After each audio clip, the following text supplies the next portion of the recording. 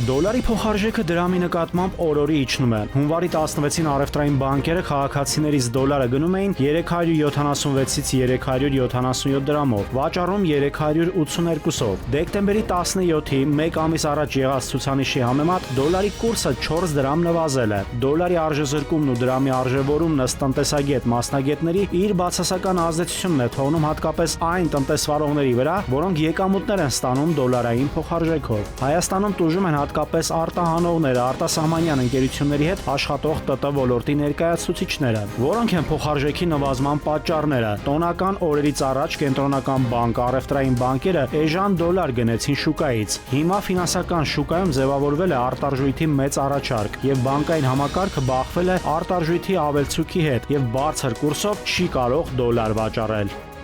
20-ից 25 հազար արցախցի արտագաղթել Հայաստանից։ Նման ցուցանիշը ներկայացրել Արցախի պետնախարար Նժդե Իսկանդարյանը։ Նա հայտնել է, որ կառավարությունը բավարար աջակցություն չի տրամադրում արցախցիներին եւ բազմաթիվ արցախցիներ աջակցության կարիք ունեն։ Եվ կարիքից դրդված արցախցիները ստեղծել են Արցախի բարեգործական հիմնադրամը։ Քաղաքապետարանը ընդդիմադիր ավագանու անդամներին տեղեկություն է տրամադրել, որ ձյան տեղումներից հետո դեկտեմբերի 31-ից հունվարի 8 ընկած ժամանակահատվածում վնասվածքներով պայմանավորված քաղաքապետարանի ենթակայության տակ եղած բուժ հիմնարկներ են տեղափոխվել 117 տուժած, որոնցից 63-ը կենսաթոշակառու։ Ահազանգում են նաև Մալաթիա Սեբաստիայի բնակիչները, սառցապատեն դպրոցներ, առևտրի կենտրոններ ու շատ հաստատություններ տանող մայթեզրերը, բակային հատվածները։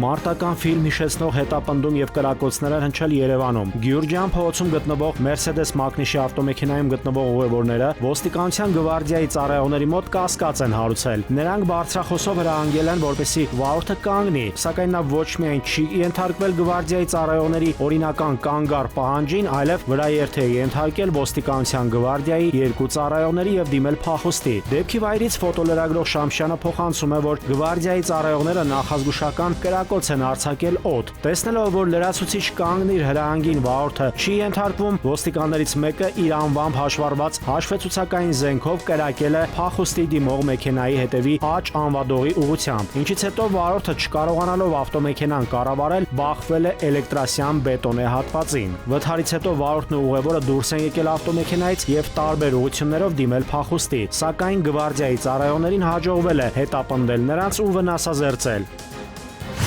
Էջմիածնի նախկին քաղաքապետ Դիանա Գասպարյանի գործով առաջին դատական նիստն էր։ Լրագրողների հարցին, ինչու նախկին քաղաքապետը կալանավորված չէ, Գասպարյանը հորդորել է դիմել նախաքննական մարմիններին, նշելով, որ իր հանդեպ ոչ մի կանխակալ վերաբերմունք չկա։ Հիշեցնենք, որ Դիանա Գասպարյանին մեղադրանք է առաջադրվել պաշտոնյական դիրքի չարաշահման եւ հողերի լվացման հոդվածներով։ Նաիրի Մուրադյան, ժամը լրատվական։